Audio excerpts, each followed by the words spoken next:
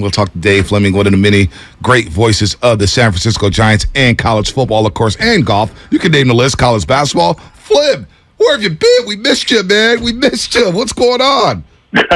Well, since it's the morning roast, I just finished grinding my coffee beans this morning. We're on a little earlier, so here I am. There you go. There you go. By the way, Dave Fleming is presented by the County of Santa Clara. Book a COVID-19 booster shot now at secfreevax.org or call 211. I know we've had to push you back a couple times because we got hijacked a little bit by the Draymond Green, Jordan Poole situation. We'll get your thoughts on that in just a second. But the Giants, as they end the season, they finished 81-81. They finished 81-81. They finished strongly there. Anything they can take away going into next season after that strong finish in September? Sure, I think so. I mean, I think number one, they evaluated some young guys who performed down the stretch. And so it gives you a better sense of, okay, can David VR help us in a certain role? Can Cole Waits help us?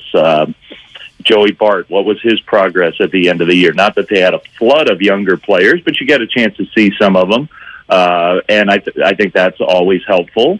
I think one thing that it proved is this team is not into the idea of tanking at all. And that's not what they're going to do, even though, this year probably emphasizes more than ever how much ground they have to make up against the Dodgers. Now, you could also look at the season, like they don't have as much ground to make up against almost everybody else.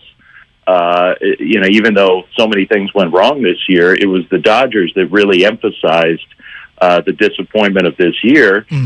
So even though this year kind of reminded us all of that gap, I still think the Giants are committed to being as good as they can be in the meantime while they try to structurally set things up so they can really go toe-to-toe with that team year after year. Yeah, and quietly it felt like a lot of their, minor league players started to really play well in the final month of the year, and so there's a lot of guys trending in the upward area. So I'm looking at it this way, like everybody, Farhan, he runs the Giants. And then they lose Scott Harris as the GM, and he felt like an afterthought, I think, for most fans because of the way we talk about Farhan as a whole when it comes to the media. They bring in this new guy, Pete Patella. I don't know much about him. I mean, I can't quantify what his impact was with the Astros, what he'll do here. So you tell me, what's his impact going to be with the Giants, and who is he? Yeah, I can't say I know him personally very well. I've met him, I guess, once or twice, probably being down there in Houston, but I don't know him personally very well. What I do know is that quietly, the Dodgers get all the credit for it, deservedly. The Yankees, maybe Cleveland, San Diego in their own way. They trade them all away, but they develop a lot of talent. But you could make a good argument that the true player development machine in the game right now is Houston. Look around at the team they're fielding in the playoffs. Jordan. And a team, it's just incredible how many of those players, all of their rotation except for Justin Verlander, Bregman, Pena, Alvarez, Kyle Tucker, on and on, came up through their own system. And most of those guys were not, Bregman was, Kyle Tucker was a high pick.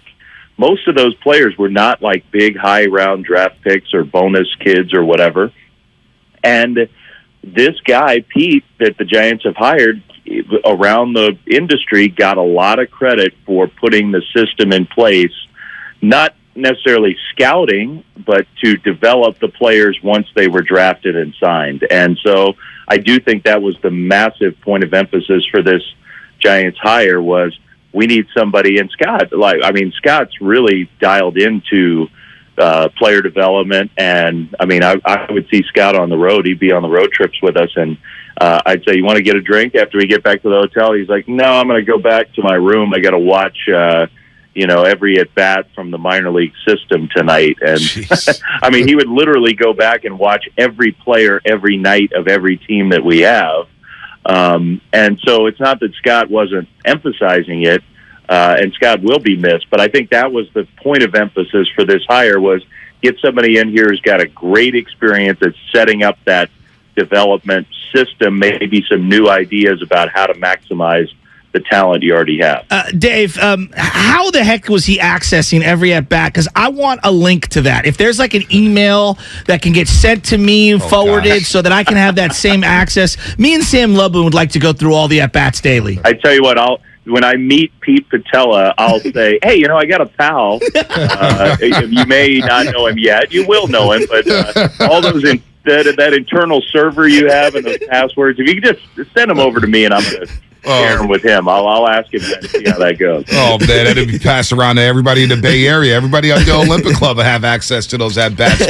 Talking to Dave Fleming, voice of the Giants. Of course, here on the Morning Roast on 95.7 The Game. So, stepping back, were you in Toronto for that series? What assignments did you have? I forgot what Lubbock told me. You were on a call somewhere.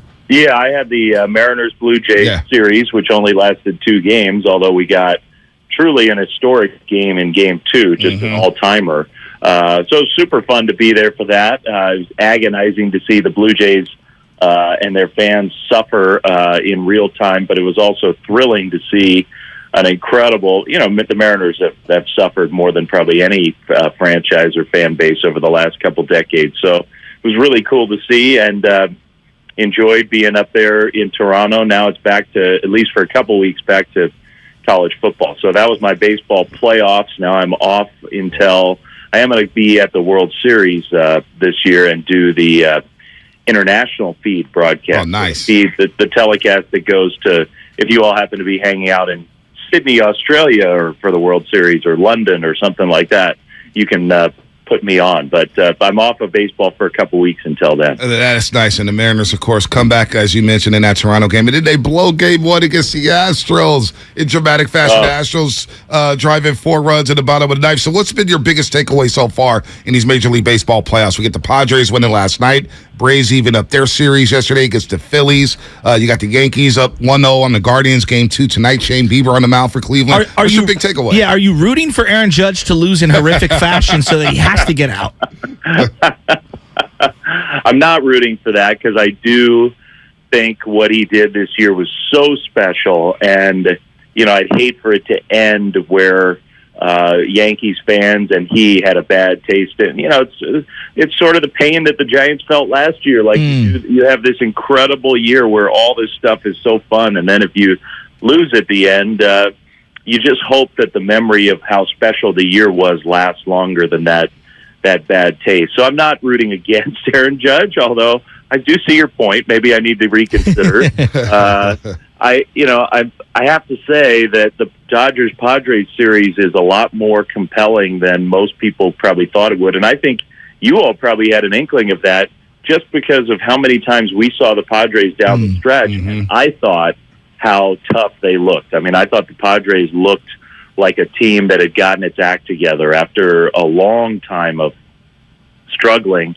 I thought at the end the Padres looked equipped to make a little run. So they're going to put a little pressure on the Dodgers here, which will be fun to see. I think, to me, one of the main things of the playoffs is, even though starting pitching gets so de-emphasized in the regular season by innings caps and injuries and load maintenance and all this stuff, when it comes to playoff time, if you can hand the ball to Luis Castillo and he throws 100 for 8 innings with incredible movement, you win.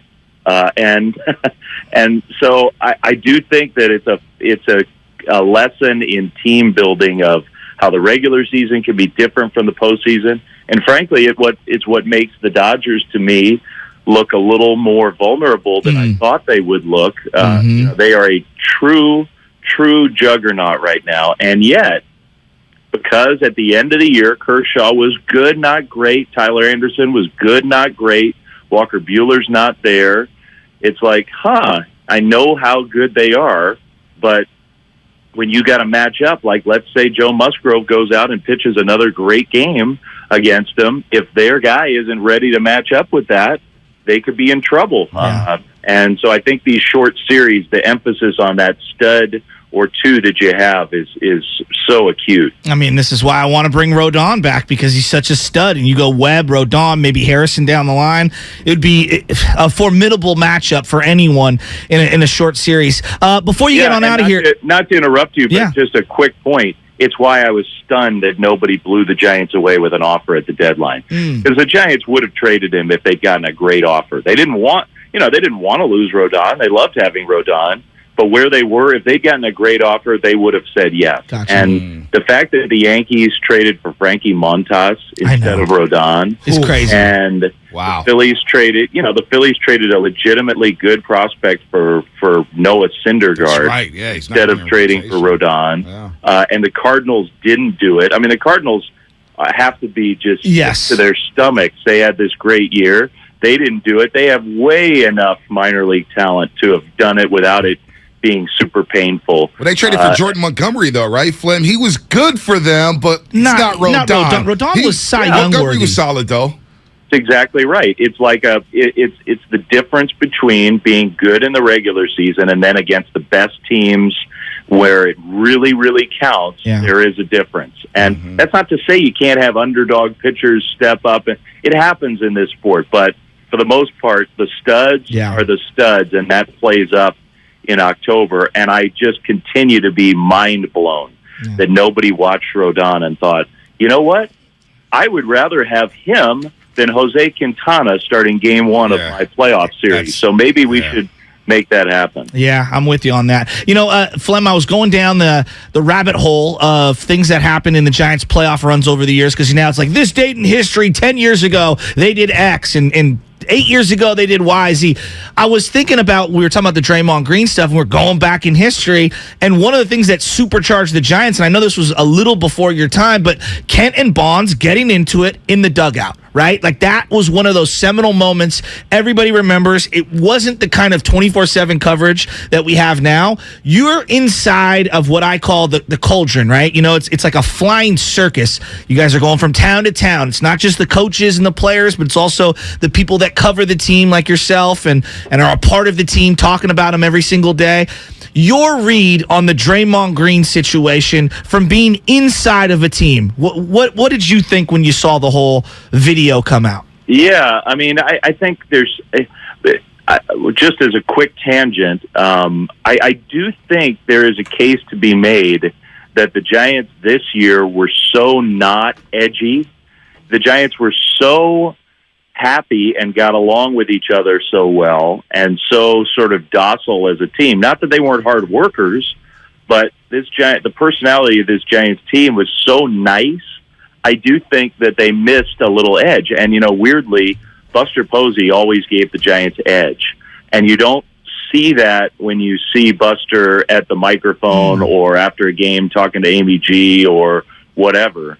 But Buster is an edgy athlete and was holding everybody accountable for years to a certain standard. And I do think the Giants missed that competitive edge that he brought this year more than I thought they would.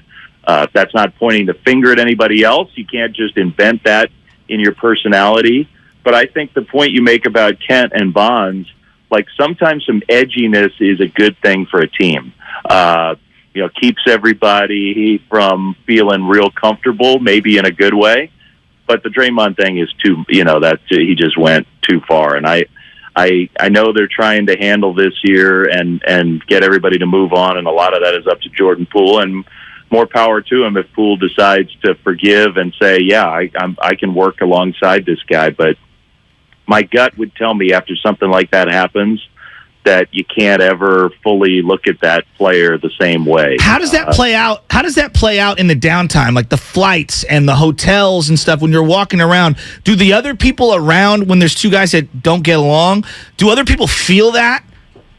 Yeah, I think you do feel that. Now, you also can separate, even on a plane, even though in the hotel, you know, a team. Now, you don't necessarily want your team to be separated into like factions, but you can.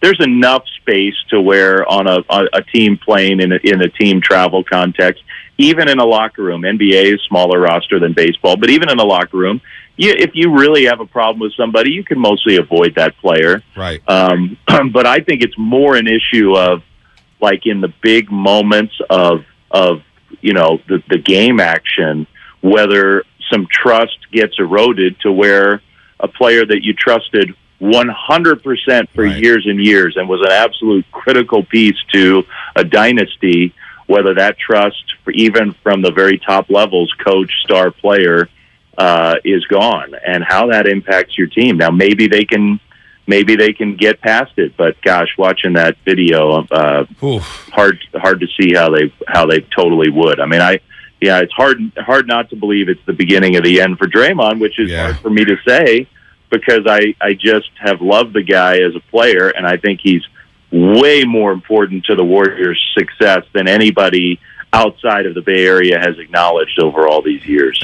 Well said, Flem. I couldn't have said it better. I mean, it does have a last dance type of feel for Draymond Green, with all the contracts coming up with Andrew Wiggins and Jordan Poole, as you mentioned. And, of course, Draymond, he has a player option for next year, but he wants to get paid and wants a new multi-year deal. So, yeah, we all seen the punch. Every time I see it, I go, damn, you kind of cringe, because it just wasn't in the old right head. I was one with some heat on it. So we'll see what happens with the Golden State Warriors this year. But good catching up with you. Good luck with the International World Series. Maybe we'll catch up with you then, see who's in the World Series. Hopefully it's not the Dodgers. Maybe the pesky Padres do have something to say about that. Flem, always good talking to you, brother. Even one of my daughters last night, we were sitting here eating a late dinner after their volleyball game, and we were watching the end of that, or watching the post game, I guess, and even one of my daughters said, it's a really fun playoffs this year, even though the Giants aren't in it. And I think it is. It's a lot of cool teams and some new teams. And so I hope Did you have goose for dinner? I'm enjoying it. Did you have goose? Did you have goose? I couldn't believe some people were calling it a duck. I'm like, look, I'm no outdoorsman, but come on, man. Come on. I know what a duck looks like. That ain't a duck. I guess they're calling it a speckle belly or something like that. Somebody on our text line told us that this morning. Come on, guys. It's not a goose. It's not a duck. It's a speckle belly. I was like, I've never heard of that before. And I watch a lot of cartoons now with my daughter, so I've never heard that one. This show tackles the important issues. It does. Absolutely. It always does, Flip. Thanks, always. buddy. Thanks, man. We'll talk to you soon, Flip. Talk to you soon. All right, Flip. Dave Fleming, presented by the County of Santa Clara. Book a COVID-19 booster shot now at secfreevax.org or call 211 Fleming. Always really good. And